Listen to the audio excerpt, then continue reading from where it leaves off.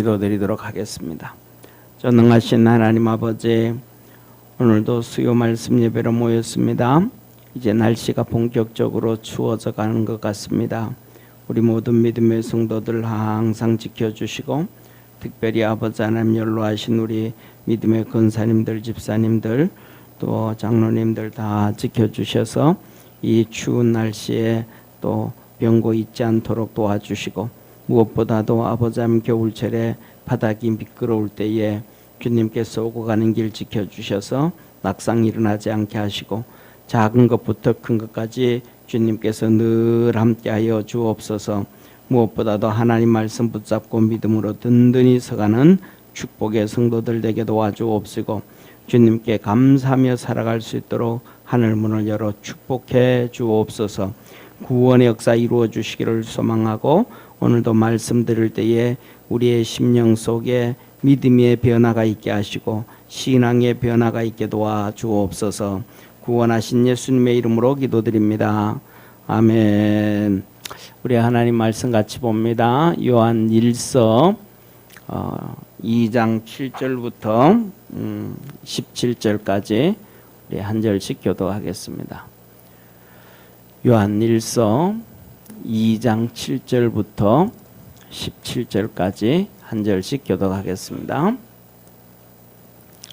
사랑하는 자들아, 내가 새 계명을 너희에게 쓰는 것이 아니라 너희가 처음부터 가진 옛 계명이니, 이 옛 계명은 너희의 들은 바 말씀이거니와. 다시 내가 너희에게 새 계명을 쓰노니 저에게와 너희에게도 참된 것이라. 이는 어둠이 지나가고 참 빛이 벌써 비침이니라. 빛 가운데 있다 하여 그 형제를 미워하는 자는 지금까지 어두운 가운데 있는 자요. 그의 형제를 사랑하는 자는 빛 가운데 거하여 자기 속에 그리낌이 없으나, 그의 형제를 미워하는 자는 어두운 가운데 있고 또 어두운 가운데 행하며 갈 곳을 알지 못하나니, 이는 어둠이 그의 눈을 멀게 하였음이니라. 자녀들아, 내가 너희에게 쓰는 것은 너희 죄가 그의 이름으로 말미암아 사함을 얻음이요. 아비들아, 내가 너희에게 쓰는 것은 너희가 태초부터 계신 일을 알미요. 청년들아, 내가 너희에게 쓰는 것은 너희가 악한 자를 이겼음이니라. 아이들아, 내가 너희에게 쓴 것은 너희가 아버지를 알았음이요. 아비들아, 내가 너희에게 쓴 것은 너희가 태초부터 계신 이를 알았음이요. 청년들아, 내가 너희에게 쓴 것은 너희가 강하고 하나님의 말씀이 너희 속에 거하시고 너희가 흉악한 자를 이겼음이라. 이 세상이나 세상에 있는 것들을 사랑치 말라. 누구든지 세상을 사랑하면 아버지의 사랑이 그 속에 있지 아니하니. 이는 세상에 있는 모든 것이 육신의 정욕과 목의 정욕과 이생의 자랑이니, 나 아버지께로 쫓아온 것이 아니요 세상으로 쫓아온 것이라. 우리 17절 합독합니다. 이 세상도 그 정욕도 지나가되 오직 하나님의 뜻을 행하는 이는 영원히 거하느니라. 아멘. 예, 우리 옆에 있는 성도들하고 한번 인사합시다. 믿음으로 이 세상을 이깁시다.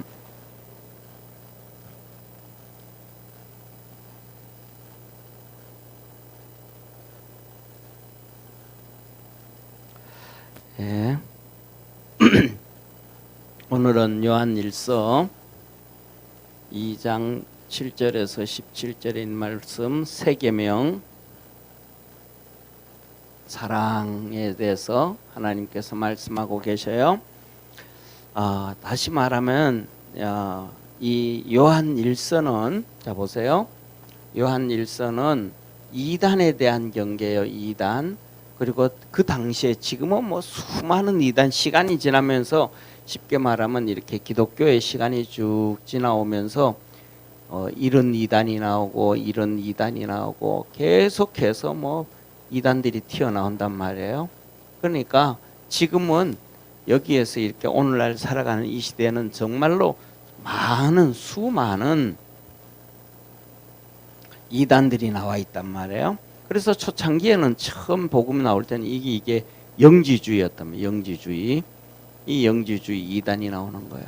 이 이단이 하나 나왔을 때 이것을 설명해 가지고 나머지 모든 이단들도 똑같다. 어떻게 이길 것이냐라고 얘기하시는데 요한 1서도 이 성경에 보면 요한 1서 그다음에 우리가 잘 아는 것처럼 베드로 후서 그다음에 요한 1서 그다음에 요한 2서 그다음에 유다서 이렇게 쉽게 말하면 네 권이 이단에 대해서 편지로 집중적으로 쓴 거고요. 그다음에 요한복음. 이 요한복음이 바로 이단을 대적하기 위해서 써놓은 말씀이에요. 그래서 오늘 여기서 보면 첫째로는 그러면 가장 중요한 것 중에 하나가 뭐냐 하면 성도들을 예를 들면 교회 안에 교회라고 한번 해봅시다. 교회 안에 성도들이 있는데 교회 안에 있는데 성도가 있는데 이 성도들을 이 이단들 바깥에 있는 이단들 가운데서 어떻게 성도들의 신앙을 지킬 것인가? 이 신앙을 지킬 수 있는 교회 안에서 성도들의 신앙을 지킬 수 있는 가장 핵심적인 것은 한 가지밖에 없다는 거예요. 그게 뭐냐 하면 사랑이라는 거예요. 사랑. 이 사랑 이외에는 뭐 지킬 수가 없다라는 거예요. 자 보세요. 오늘 여기 제가 말씀을 드리잖아요.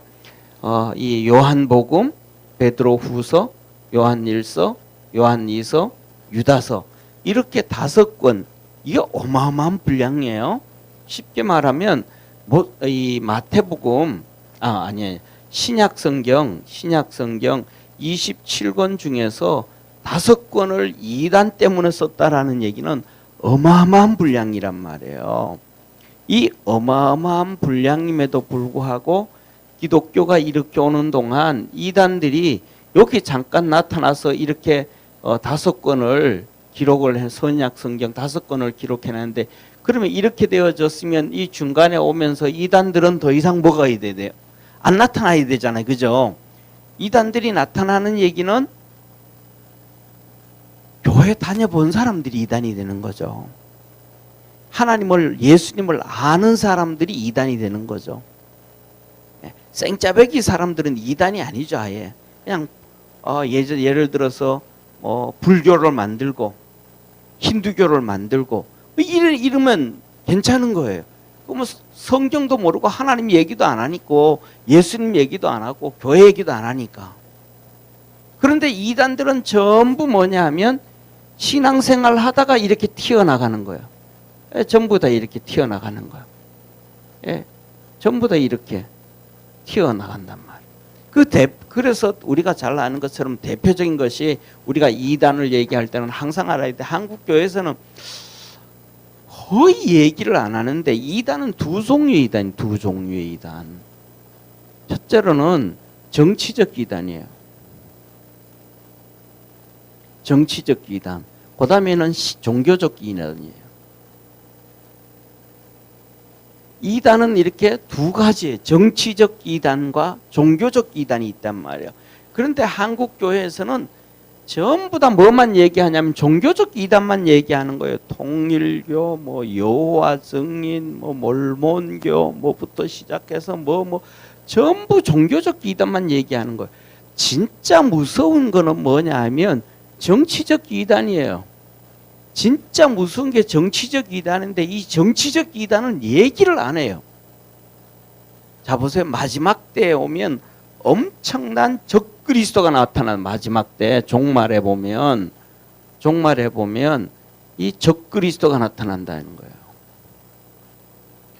이 종말에 되면 적그리스도가 나타난다 그래서 이 적그리스도는 뭐냐면 예수님 때부터 시작해서 성경에서는 보면 적그리스도가 나타나요. 그런데 이 적그리스도라는 말은 한마디로 하면 적그리스도라는 얘기는 적그리스도예요. 이게 뭐예요? 그리스도를 대적한다 이 말이에요. 예수님을 대적한다. 예수님. 다시 교회를 대적한다. 성도를 대적한다. 이게 적그리스도란 말이에요. 그냥 신약 성경부터 시작해서 적그리스도가 계속 있었단 말이에요. 수도 없이 많은 적그리스도가 있었단 말이에요.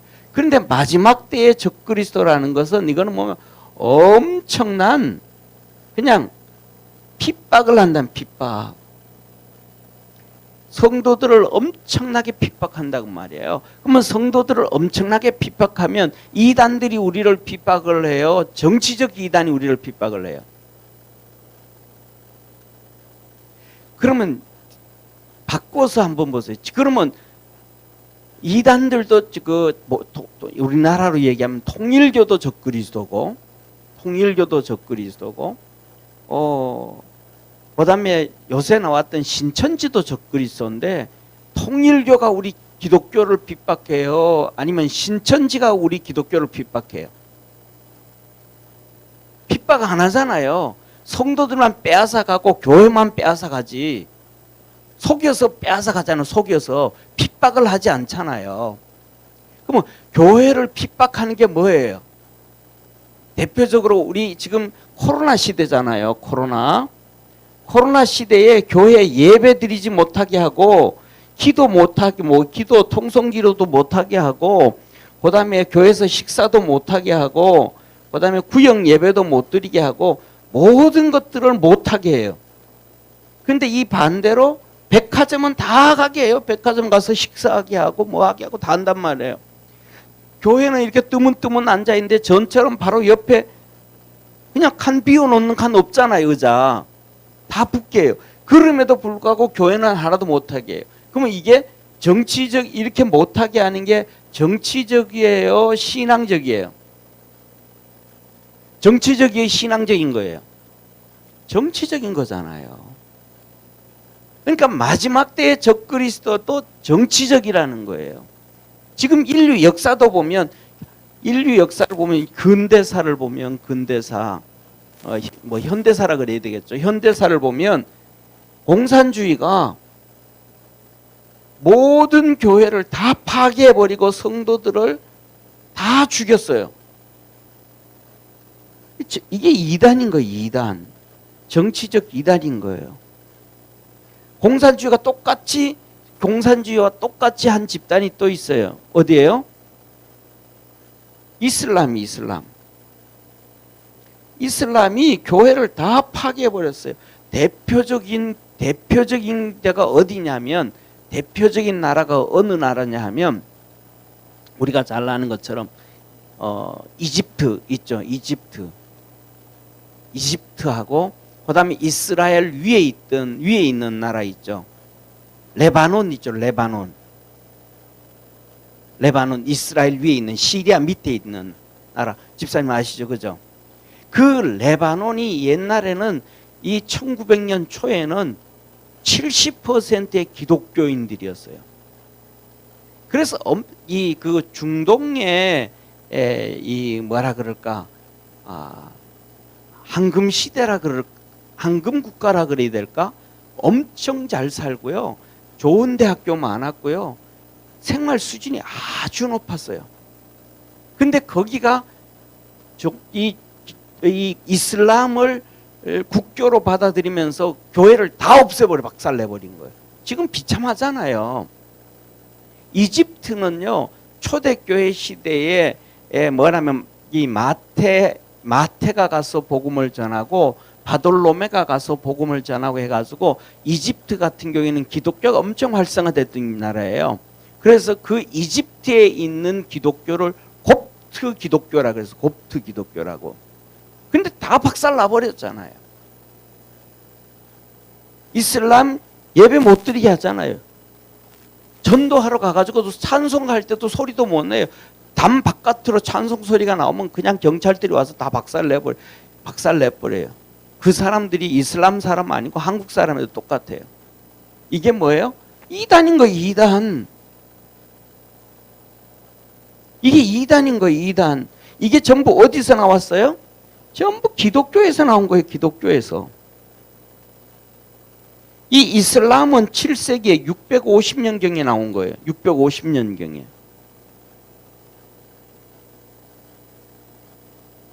그래서 뭐냐면 우리에게 있어, 우리 기독교인 교회에 있어서 종교적 이단만 이단이 아니고 정치적 이단이 가장 큰 이단이에요. 그래서 뭐냐면 이 정치적 이단 중에 하나가 천주교가 또 정치적 이단이란 말이에요. 그래서 이슬람 같은 경우에는 종교와 정치가 하나가 된 게 이슬람이에요. 종교와 정치가 하나가 되어진 거예요. 이국가 또 정치와 종교가 하나가 되어진 게 어디냐면 천주교예요. 천주교는 바티칸이라는 나라가 있는 거예요. 유엔에 바티칸이 유엔에 공식적으로 가입되어 있는 나라가 바티칸이에요. 천주교 바티칸. 그래서 유엔에서 유일하게 우리는 민주국가도 아니고 우리는 공산국가도 아니고 우리는 중립국이라고 공식적으로 선언한 나라가 유엔의 두 나라예요. 하나는 바티칸이고 하나는 스위스예요. 그러니까 바티칸 천주교는 종교를 가정한 완전한 국가예요, 국가. 그래서 바티칸에 가면 미 대사관도 들어가 있고, 뭐 러시아 대사관도 들어가 있고, 중국 대사관도 들어가 있고, 그다음에 뭐 북한 대사관도 아마 들어가 있을 거예요, 아마. 그 대사관이 다 들어가 있기 때문에 문재인 대통령이 가가지고 북한에 대해서 이렇게 좀 해줘라, 뭐 해라, 이렇게 이걸 얘기하는 거. 거기 좁은 공간에 유명한 대사관들이 다 들어가 있으니까 한 나라에. 이 천주교는 종교가 아니고 종교를 가장한 하나의 국가의 국가. 그래서 뭐냐면 이 정치 그렇다고 자 보세요. 여기서 그런데 성경에서 보면 베드로 후서, 요한일서, 요한이서, 유다서, 요한복음을 주셨는데 이단을 이기기 위해서 이단에게 넘어가지 않기 위해서 하나님이 주셨는데 이 정치적 이단과 종교적 이단에 성도들이 안 넘어가나요? 다 넘어가요. 성경을 아무리 읽어봐도 읽고 뭐 성경 공부하고 뭐 이랬던 사람도 하다못해 뭐 목사들까지도 이게 진짜 이단인지도 모르고 그냥 다 쫓아가는 거예요. 다 쫓아가는 거예요. 그리고 더 나아가서는 뭐냐면 어제도 제가 극동방송을 이제 밥 먹으면서 이렇게 듣다가 보니까 극동방송에서 이렇게 강해 설교를 하시는 분이 있어요. 주석을 쭉 설명해 주면서 하면서 하는 얘기가 그분이 한 얘기가 있는데 뭐냐면 그 얘기를 해요. 종교적 이 정교 분리 원칙에 의해서 그래요. 예, 그분이 하는 얘기 목사님이 정교 분리 원칙에 의해서. 정교 분리가 어디에 원칙이 있어요? 정교 분리는 원칙, 그러니까 막 대학을 나오고 신학대학원을 나오고 박사가 되어지고 유학을 갔다 오고 해도 목사들이 분별력이 없어요. 박사가 되고 유학을 갔다 오고 공부를 다 해도 그걸 다 해도 뭐가 뭔지를 모르는 게 너무 많은 거예요. 종교 분리 원칙이라는 단어가 어디에 나와요? 종교 분리를 원칙으로 그분들이 하는 얘기는 종교 분리라는 얘기는 이거거든요. 그러니까 쉽게 말하면 종교 분리가 아니고 교정 분리예요. 교정 분리. 이 얘기를 정교 분리라는 거는 정치가 교회에 간섭할 수 없다. 이게 정교 분리예요. 말이 있잖아요. 정치는 종교에 분리되어진다. 정치는 종교에 간섭하지 말라. 왜 이 말이 나왔어요? 정치가 종교에 간섭하다가 보면 이단 정권이 잡으면 대번대져 버리니까 교회가 정치에서부터 분리되어진다라는 얘기가 아니고 정치는 종교에 간섭하지 말아라. 이 말이 정교분리예요. 근데 이 말을 누가 가져왔냐 하면 이 말을 일제에서 선교사들이 한국에 애국을 가르친단 말이에요. 애국. 선교사들이 일제시대에 한국에서 애국을 가르치니까 그 당시에 일제시대에 한국에서 가장 뛰어난 사람들은 전부 기독교인들이 되는 거예요. 그러니까 일본에서 종교 분리를 요구하는 거예요. 이 종교는 정치 얘기하지 말라. 반대로 까만색을 흰색으로 얘기를 해버린 거예요. 까만색을 흰색으로. 정치가 종교에 간섭하지 말아야 되는데 자기들이 개입하면서 일본 정부가 개입을 하면서 정치 얘기하지 말아라. 애국 얘기하지 말아라. 자기들의 통치를 위해서 그 얘기를 했단 말이에요. 그래서 일본을 그렇게 싫어하면서도 지금 좌파 정권들이 오히려 일본에서 잘못 사용한 것을 교회에서 사용하는 90년대부터 잘못 사용을 하고 있다 이 말이에요. 이 정교 분리는 어디서 오냐면 정교 분리 원칙은 이 단어가 어디서 하냐. 첫째로는 이 미국에서 정교 분리를 말을 만들었단 말이에요. 정교 분리를 제퍼슨이죠. 대통령이 그런 말을 했단 말이에요. 뭐냐면 정치는 첫째 교회에 세금을 부여할 수 없다. 정치는 교회에 왜 교회는 비영리 단체니까. 그렇기 때문에 목사들이고 뭐 교회고 어디에든지 뭐 왜 목사는 하나님 앞에서 그냥 사명으로 하는 것이지 사례지 월급쟁이가 아니다. 그러니까 교회도 그렇고 목사도 그렇고 절대로 세금을 부여할 수 없다. 왜? 비영리 단체니까. 그다음에 두 번째 정치는 교회에 목사를 세울 수 없다.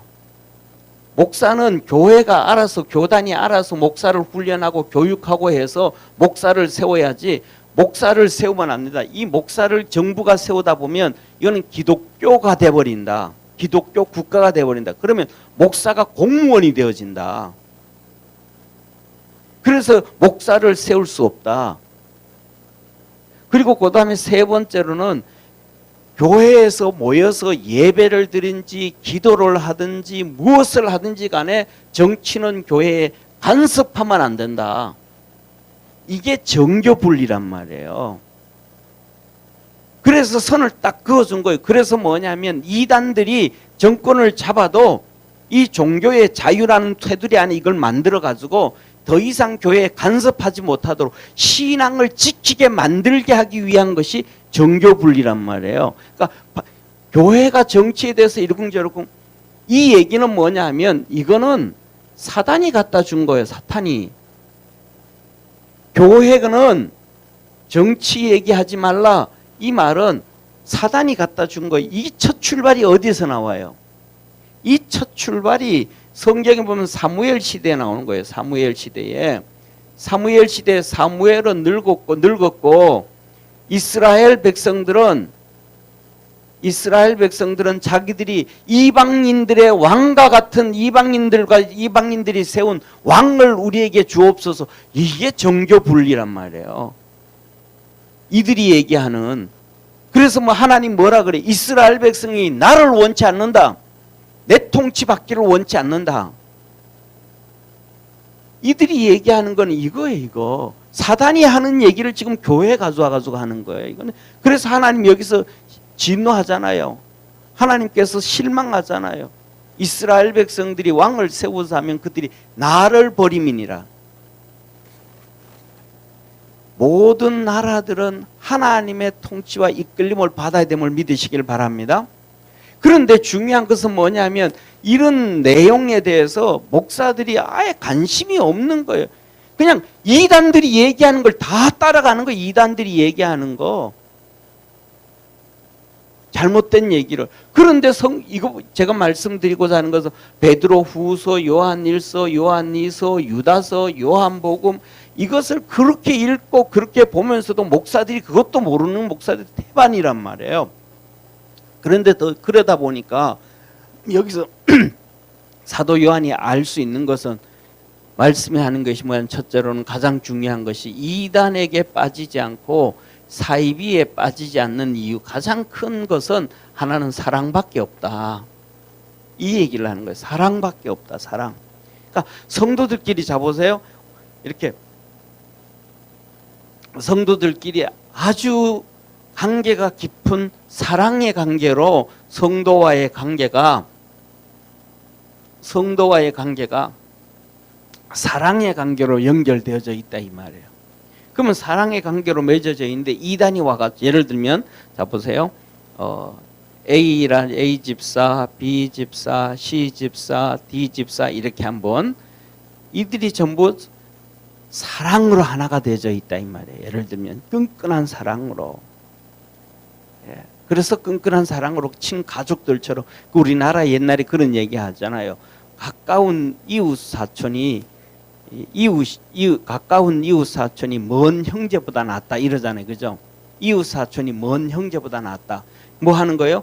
이웃들끼리 사랑하고 산단 말이에요. 김치도 같이 가서 해주고, 어려운 일 있으면 같이 가주고, 무슨 일이 있으면 같이 가주고, 병들어 누워 있으면 가서 아침도 챙겨주고 점심도 챙겨주고, 이게 그렇게 사랑으로 끈끈해져 있다 이 말이에요. 그렇게 끈끈해져 있는데 이단이 이 사람한테 와서 이단질을 하는 거예요. 그래서 이 사람의 신앙이 이렇게 신앙이 막 흔들리는 거예요. 옆에서 봤더니 B라는 집사가 갑자기 신앙이 이상해. 교회도 잘 안 나오고 뭐 하여튼 좀 이상한 거예요. 그래서 A라는 집사가 너 요새 왜 그러냐? 신앙생활하고 왜 그러냐? 뭐 하냐? 그랬더니 이런저런 좀 뭐 교회 불평도 하고 목사 불평도 하고 장로 불평도 하고 뭐 이렇게 하는 거예요. 가만히 봤더니 이게 어디서 왔냐면 이 이단한테 들은 소리예요. 그러니까 이 집사님, 야 그거 아니다. 너 거기서 빠져나와야 된다. 너 그렇게 하면 안 된다. 이 집사님도 너 그렇게 하면 안 된다. 얘기를 해주는 거예요. 그러니까 이 집사가 이 성도들로부터 사랑을 받으니까 뭐 하는 거예요? 이단한테로 안 가는 거예요.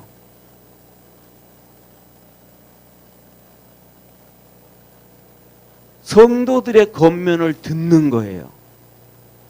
쉽게 말하면 야 너 A라는 사람이 야 너 그 이단이 더 좋냐 내가 더 좋냐 이 관점이 되어져 버리는 거예요. 결국은 내가 이러다 보면 이 사람들하고 다 내가 관계가 단절되고 이 사람들 다 버리게 되겠네. 같이 못 하겠네. 그러면 나 이거 안 한다고. 나 이 사람들 이게 사랑이라는 거예요. 그래서 그 사람들이 사랑으로 하나 되어질 때 이 사람들이 이단으로 넘어가지 않는다라는 사실입니다. 그래서 교회 안에서 가장 큰 것이 뭐냐면 이단도 이길 수 있고 믿음도 이길 수 있고 지킬 수 있는 것이 사랑이다라고 하나님이 말씀하시는 거예요. 그래서 오늘 여기 본 말씀 보면 여기서 보면 이 사랑을 얘기하면서도 주님께서 말씀을 하시잖아요. 예를 들면 고린도전서 12장 은사장이잖아요. 앞부분에서는 9가지 은사, 그 다음에 뒷부분에 가면 직분의 은사, 교회를 위해서 사도와 선지자와 복음 전도자를 세웠으니 하면서 말씀해요. 그리고 12장 31절에 가면 가장 큰 은사를 너에게 내가 알려주겠다 하고 13장에 와서는 사랑이에요. 사랑을 얘기해. 사랑이 은사예요. 은사. 그러니까 12장과 13장이 은사장이란 말이에요. 우리는 그렇게 안 보잖아요. 12장 은사장, 13장 사랑장 이렇게 끝나버리잖아요. 13장이 그냥 사랑장이 아니고 12장도 은사장, 13장도 은사장이에요. 그 사랑의 은사가 가장 큰 은사란 말이에요. 그리고 14장에 들어가면 은사의 활용법, 은사를 왜 주셨는가? 그거에 대해서 14장을 설명하고 있단 말이에요. 그래서 14장에 들어가면 이렇게 말하죠. 나는 너희가 다 방언하기를 원한다. 그러나 방언하는 것보다 예언하기를 더 원한다. 왜? 방언은 개인을 유익케 하는 것이고 예언 하나님의 말씀은 교회를 유익케 하는 것이고 너희가 무엇을 하든지 간에 그 은사는 교회의 덕을 쌓기 위해서 해라. 덕을 위해서 해라고 하면서 7번인가 말씀을 하고 계시잖아요. 14장에. 그러니까 하나님께서 우리에게 주신 은사는 교회의 덕을 위해서 주셨다.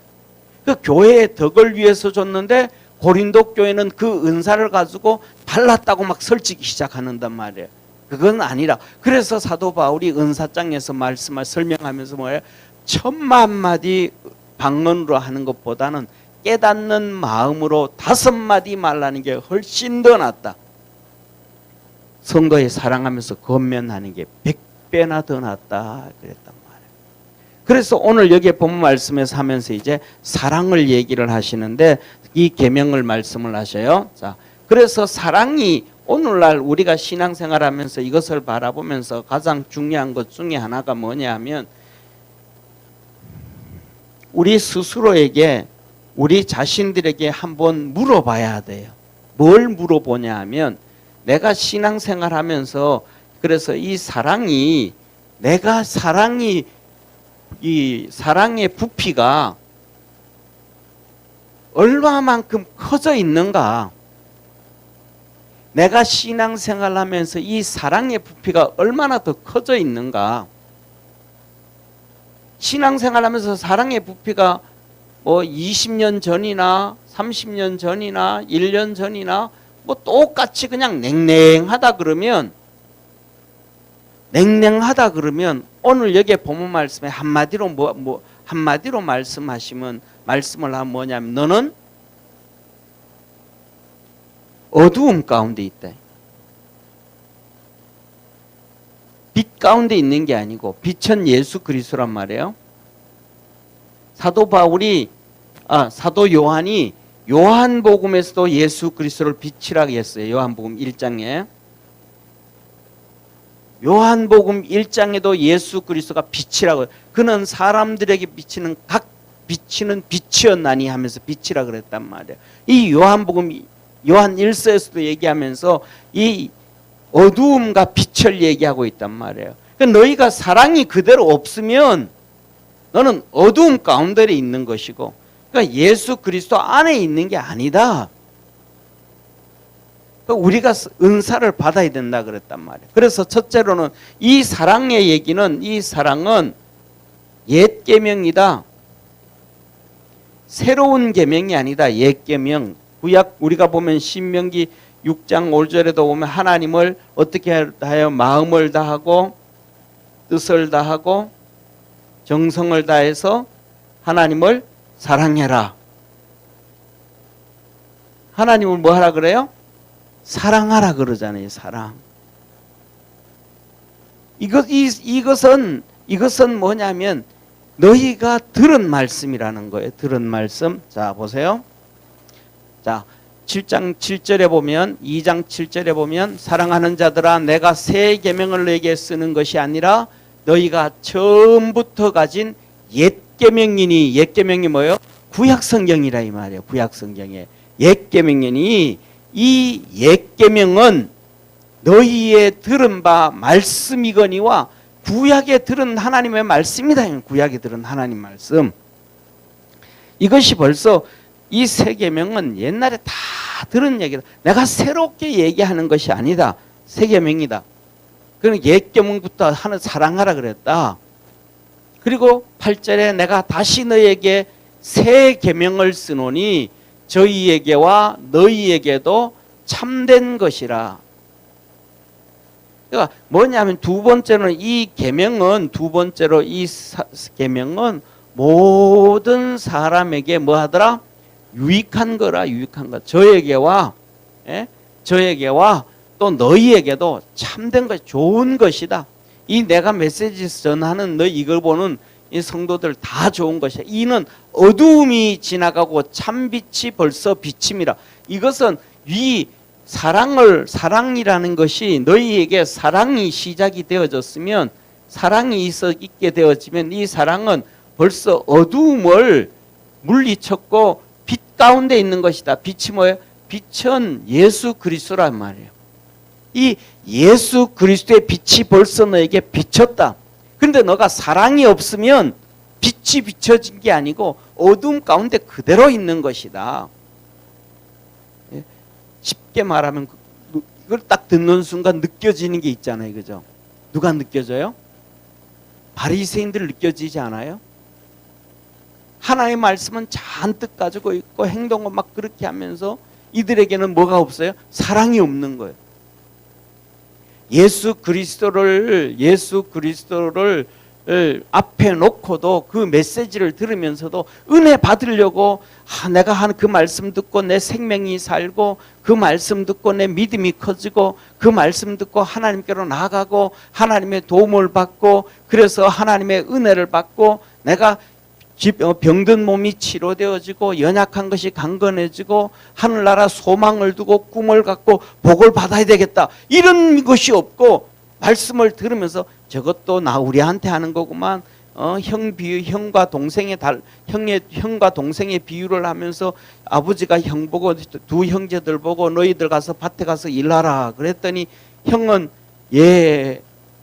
하고 가서 행하지도 않았고 동생은 아니요 하고 갔다가 행했다. 그러면 누가 더 그겠냐 하면 저거는 완전히 우리 보고 하는 거네. 형은 바로 우리 유대인들 보고 우리 바리새인들 보고 하는 거네.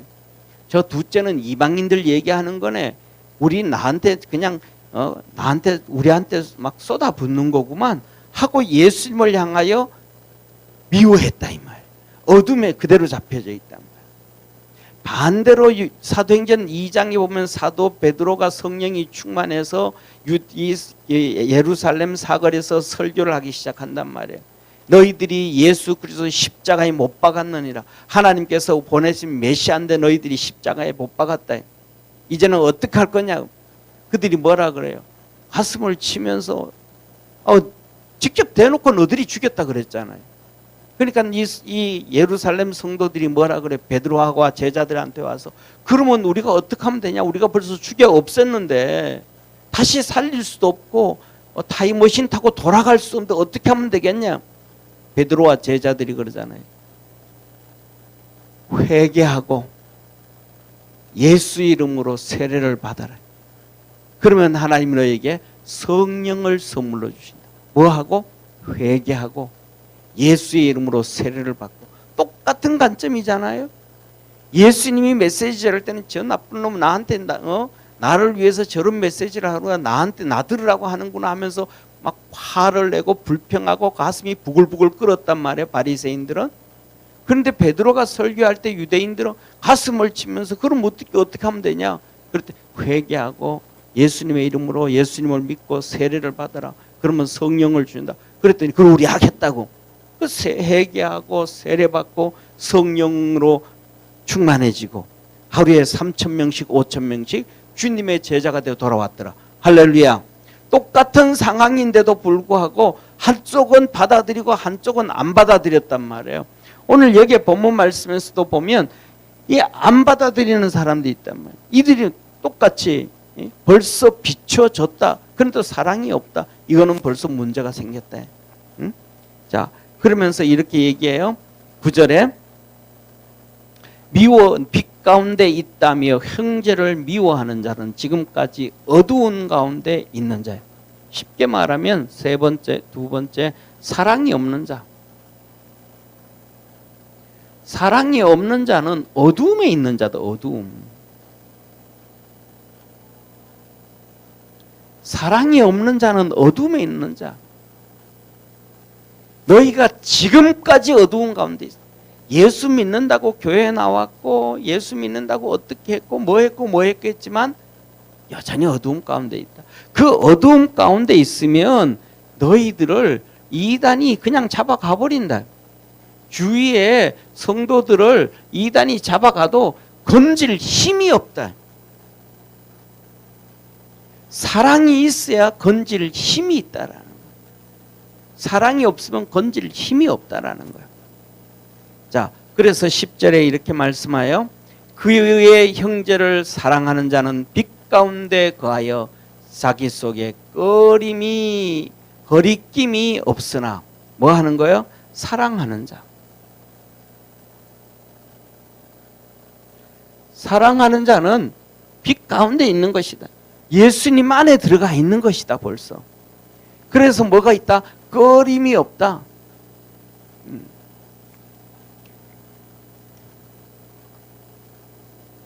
자, 그리고 11절 이어서 그의 형제를 미워하는 자는 어두운 가운데 있고 또 어두운 가운데 행하며 갈 곳을 알지 못하나니 이는 어둠이 그의 눈을 멀게 하였습니다. 어두움이 눈을 멀게 했다.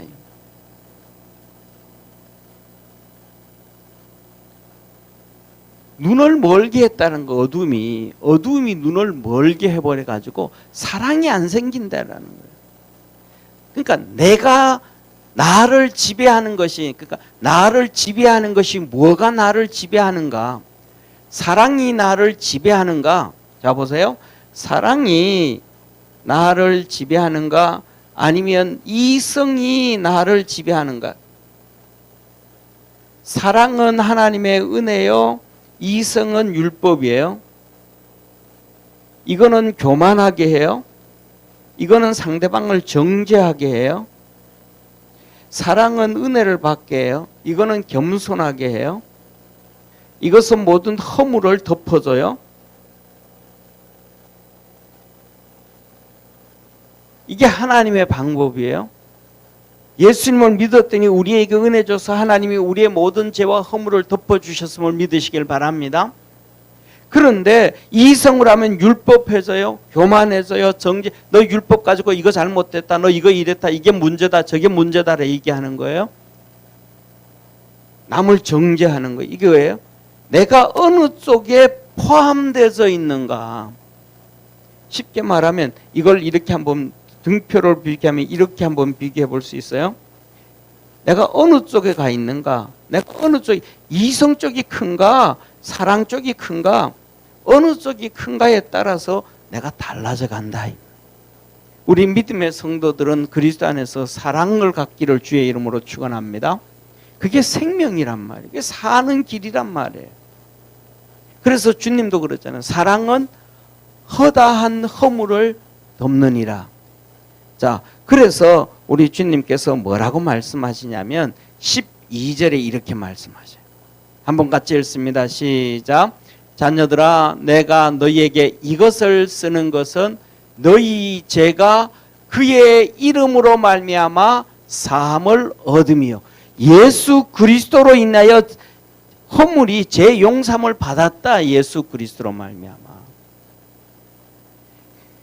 그런데 계속해서 사랑은 없고 하나님의 사랑을 받아서 이것이 되었으면 이것으로 행해야 되잖아요.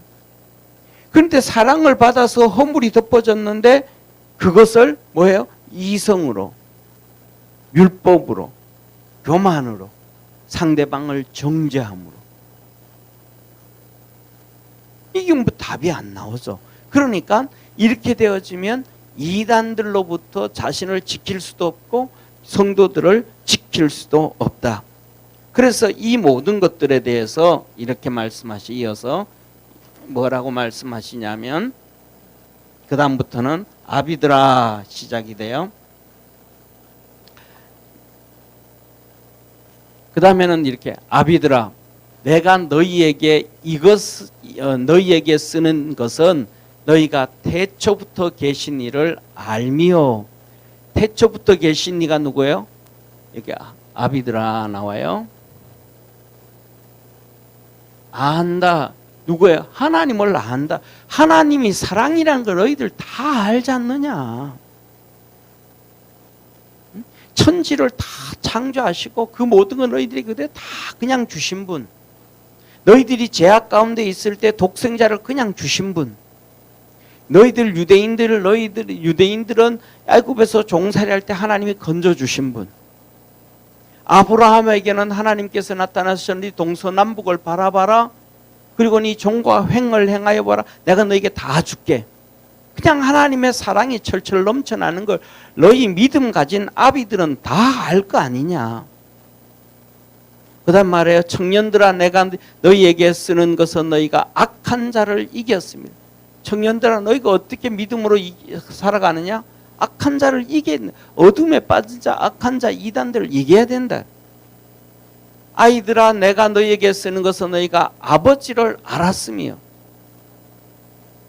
똑같은 말을 계속 반복해요.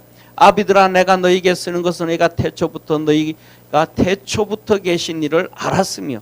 태초부터 계신 이를 알았고. 청년들아, 내가 너희에게 쓰는 것은 너희가 강하고 하나님의 말씀이 너희 속에 거하시고 너희가 흉악한 자를 이기었음이니라. 쉽게 말하면 청년들은 더 감수성이 발달되어 있잖아요. 그죠? 그러니까 청년들은 감수성이 발달되어져 있으니까 더 많이 뭐라 그래요? 사랑을 더 할 수 있고, 또 뭐냐 하면 청년들은 하나님 말씀을 전하면 쉽게 또 받아들여요. 그러니까 믿음으로 더 빨리 커지고 강해져 가요. 그러다 보니까 이거는 이렇다 그러면 청년들은 따라와요. 그러다 보니까 반대로 하면 청년들은 이단한테도 어떻게 가요? 쉽게 빠져가는 거예요. 그런데 교회에서 바로만 얘기해 주면 청년들이 그러니까 청년들이 물들기 전에 이게 뭐냐면 전부 사랑이라는 거예요. 사랑이 없으면 누가 뭔 말을 해도 안 들어요. 자, 그리고 이어서 15절, 이 세상이나 세상에 있는 것들을 사랑치 말라. 누구든지 세상을 사랑하면 아버지의 사랑이 그 속에 있지 아니하니. 세상 사랑하지 말라는 거요. 이 세상에 있는 모든 것이 육신의 정욕과 안목의 정욕과 이생의 자랑이니 다 아버지께로 쫓아온 것이 아니요 세상으로부터 쫓아온 것이라. 세상으로 온 것이 전부 다입니다. 세상으로 온 것이 육신의 안목, 이생의 자랑, 뭐예요? 안목의 정욕. 이 모든 것이 세상으로부터 왔다. 세상으로부터 다 왔다. 이거는 하나님께로부터 온 게 절대 아니다. 그러니까 사람들은 뭐예요? 육신의 정욕, 잘난 것을 해능하려고 그러잖아요. 그 다음에 이생의 자랑, 안목의 정욕, 이게 전부 다 세상에 잘 나가기를 원하고, 출세하기를 원하고, 권력 잡기를 원하고, 명예 갖기를 원하고, 이 모든 것이잖아요. 이걸 사단 마귀가 예수님에게 시험했잖아요. 너 내게 절해라. 그러면 세상의 모든 것 부귀영화 다 줄게. 세상으로부터 왔다는 거예요. 쉽게 말하면 마귀로부터 왔다 이 말이에요. 그리고 17절 마지막 절에 이렇게 말씀합니다. 이 세상도 그 정욕도 다 지나간다. 그러나 하나님의 뜻만을 행하는 자는 영원히 거한다. 너 하나님의 뜻대로 살아가는 자가 되라. 하나님의 뜻을 행하는 자는 뭐예요? 결국은 하나밖에 없다. 하나님이 사랑인 것처럼, 그래서 예수 그리스도를 보내고 천지를 창조하고 너에게 다 주신 것처럼 너희도 신앙 안에서 성령의 열매도 사랑이 돼. 그래서 성령의 열매도 사랑으로 시작하잖아요. 은사도 최고의 은사가 사랑이잖아요. 열매도 제일 첫 번째가 사랑으로 얘기하잖아요. 사랑과 희락과 화평. 사랑이 제일 큰 것이다. 성령의 은사도 사랑이요, 성령의 열매도 사랑이요. 그 성령님은 바로 삼위일체 하나님이시고, 그래서 우리 믿음의 성도들에게 하나님께서 뭐라고 말씀하시냐면 너 사랑하는 자가 되라. 그래서 교회 안의 성도들도 좀 사랑하고 믿음으로 사랑을 키워갈 수 있는 10년 전이나 20년 전이나 몇 년 전이나 똑같이 사랑은 변함이 없고 그냥 뭐만이 점점 신앙이 점점 신앙생활을 오래 하면 오래 할수록, 성도들이 신앙생활을 오래 하면 오래 할수록, 그 다음에 성경 공부를 많이 하면 많이 할수록 사랑이 커져야 되는데 이것만 커지는 거예요. 이성만 커지는 거예요. 그래서 성경적 지식만 커지는 거예요. 누구처럼? 바리새인들처럼. 신앙이 오래 가면 갈수록 성경적 지식만, 율법만 커지는 거예요. 그래서 교만해지는 거예요. 남만 정죄하는. 이것만 자꾸 시간이 지나면서 커지는 거예요. 이것을 점점 많이 하면 알수록 성도들을 사랑해서 권면하고, 그래서 믿음으로 일으켜 세우고 하나님 앞에 든든히 서갈 수 있도록 만들어야 됨을 깨달으시기를 주의 이름으로 축원합니다. 이걸 해야 되는데 이거 없어지는 거, 이거 없어지고 오히려 이쪽의 것만 자꾸 바리새인들만 쫓아가는 거예요. 그래서 주님께서 갈라디아 교인들을 보고 그러잖아요. 너희들의 그 복들이 다 어디 가버렸냐. 응? 이게 축복이고 복인데 이것이 하나도 없이 다 없어져 버렸다. 우리 믿음의 성도들이 하나님 앞에서 기도해야 될 것 중에 하나가 뭐냐 하면 사랑을 하나님에게 주옵소서. 사랑이 풍성해질 수 있는 우리 축복의 성도 되기를 축원합니다. 기도드리겠습니다. 전능하신 아버지 하나님, 세상을 이기는 것은 사랑이라고 하셨습니다. 우리 모든 성도들 믿음 안에서 승리하게 하시고 믿음 안에서 커져가게 하시고 하나님의 사랑으로 많은 믿음의 성도들 이렇게 세워갈 수 있는 복된 성도들 되게 하옵소서. 구원하신 예수님의 이름으로 기도드립니다. 아멘.